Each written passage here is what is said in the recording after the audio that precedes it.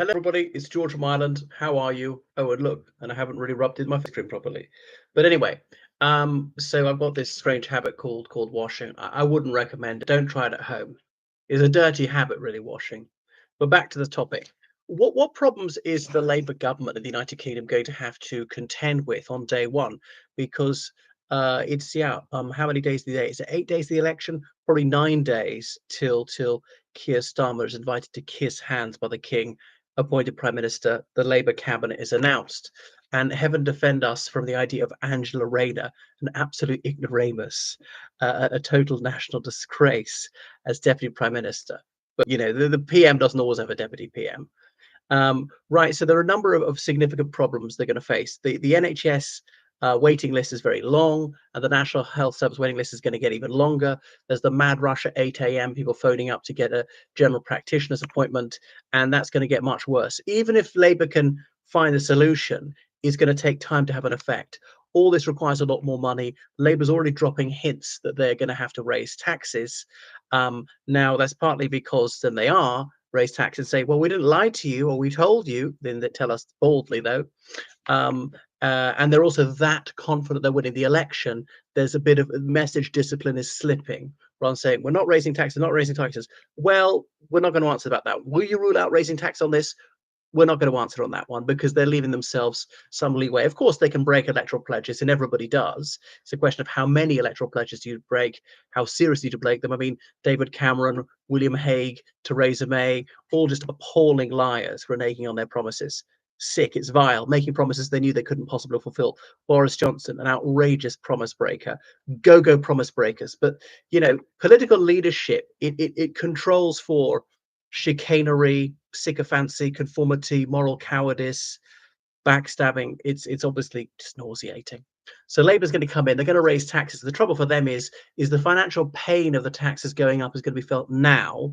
There's not going to be a tangible improvement in the National Health Service or other public services for several years. It's like a super tanker that's going in the wrong direction, to use the analogy that Frank Dobson used. Frank Dobson being Labour's health secretary in the early years of Tony Blair, then hung up to dry, being Labour's mayoral candidate, the Mayoralty of London election, first one, and he was ready to take one for the team. He never got promoted to cabinet again. He should have been rewarded by Blair, but there you go. He's dead now, Frank Dobson. So back to this. So the National Health Service is a problem. Crime is going up. Shoplifting's been basically decriminalized. It's far worse than we realize, because why would you bother reporting it? And the police say it's worth less than £200. Don't even bother telling us. And I've seen a guy walk into a shop in Cheltenham, pick up a big crate of beers and walk out with it unchallenged. Even the shopkeepers see something and say, hey, come back, and nothing's done about it. And the police are just overwhelmed, too busy on trans courses or racism courses or whatever, policing Facebook. And the prisons are almost at bursting point. They've got fewer than 1,000 prison places left, and the prison population is going up and up.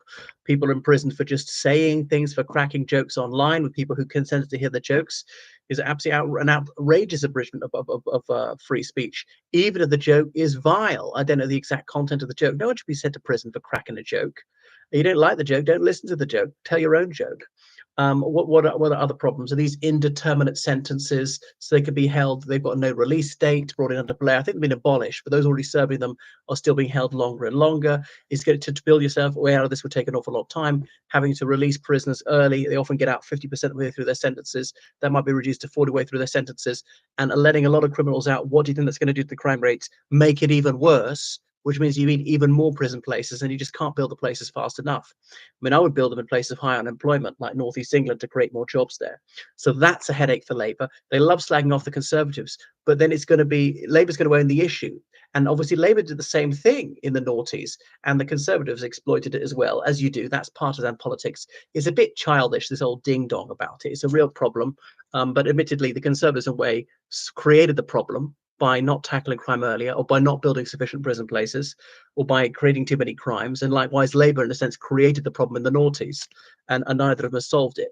Then stop the boats. So there's illegal immigration as well as legal immigration. Even Labour says they'll get legal immigration down. Legal, mind.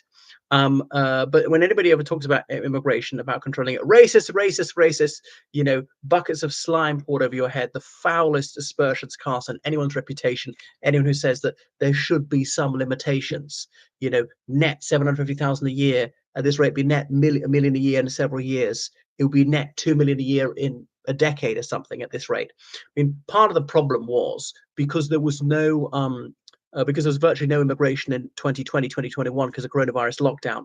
2022 was like 3 years worth of immigration in 1 year.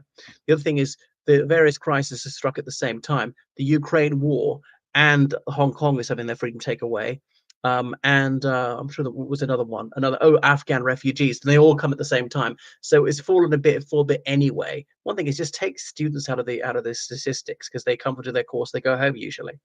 So that's going to be Labour's problem. Stop the boats. They'll cancel the Rwanda plan, which already had some effect, reducing numbers. That's going to be scrapped. And people who fled to the Republic of Ireland will come back to the United Kingdom. People are waiting in France for a Labour government will cross over. The system is going to be collapsed. Labour will probably declare an amnesty, which will encourage even more illegal immigration. Yvette Cooper, the Shadow Home Secretary, says, "Oh, we'll deal this by tackling the people trafficking gangs." Almost as though that hasn't been tried already. That is being tried all the time, only semi-effective. How is Labour going to make it more effective? And all right, they'll save a few £1 million that was going to be spent on the Rwanda plan, could be spent on this, but it's not going to make an appreciable difference. So it's going to get a lot worse under Labour. Now, Conservatives believe in being reasonably sceptical, in not believing in utopian solutions. And so that's one of the reasons to vote Conservative is sometimes it's better to accept mediocrity than to cause catastrophe. And the situation is unsatisfactory on the Conservatives, but under Labour, they're going to aggravate it an awful lot more. So they're going to have to deal with that one. But in some ways, economically, Labour's going to inherit a good situation. The economy's growing, not by much, 1%. Unemployment's low, 4%. Inflation's low, 2%. And this concatenation of factors hasn't been seen for, since the noughties, since the Tony Blair days. And the economy could grow, could speed up to 2% to 3% or something like that. And Labour will grow our way out of this need to tax more. Well, everybody says that. They could be lucky, they could be unlucky. We don't really know what's down the road. And Labour pushing so far on green energy and the infrastructure is just not going to be there. It's just not going to build fast enough. The wind turbines, solar panels or anything else, all electric vehicles, they're not going to be enough charging points at this rate. So it's all over optimistic. It's just not practicable, the policies they wish to implement, and they're going to make things a lot worse. And they're going to be way more civil servants. Their desire to have a new, more cooperative relationship with the European Union, well, it ain't going to happen. The European Union is stonewalling. They want to present the United Kingdom with a binary choice. Either you stay where you are, or you rejoin the European Union. There is no middle way. So make your mind up. And the European Union can't calculate. That will redound to their advantage because eventually the United Kingdom might rejoin the European Union, which might happen. I mean, I wouldn't see it happen for over a decade, but obviously public opinion has leaned that way. And obviously the chattering classes, most of the media, corporations, the civil service, they all say that. And so that they often get their way. That was a minor miracle that ordinary people were able to defeat the establishment in 2016. But the establishment is smarting from that. That rankles to this day, and they do not forgive UKIP, now the Brexit Party, Reform UK, for inflicting that humiliation on them. So this idea that there could be a new trader with the European Union, nah. Plus, is the hardline right-wing parties are one in the European Parliament, and they're even less amenable to giving Labour an easy pass than the centrist and leftist parties. So Labour's going to inherit a number of headaches when they come into office, and these are not going to magically disappear because Labour's there.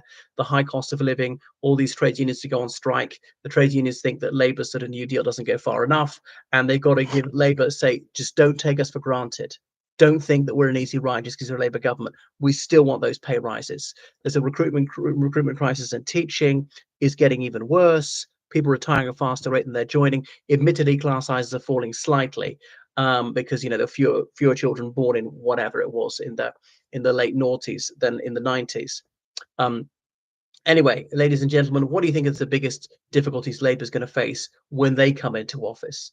There's the Ukraine war that needs to be funded. The British Armed Forces don't have enough recruits or retention. That's a big headache as well. So yeah, the Conservatives say stick to the plan. Well, if we keep changing the plan doesn't work. But Labour is going to make these things a lot worse, I'm sad to say. Building over the green belt, that's not going to go down well with a lot of people. Anyway, thank you so much for watching my channel. Make sure you subscribe on Patreon, donate on PayPal. Goodbye.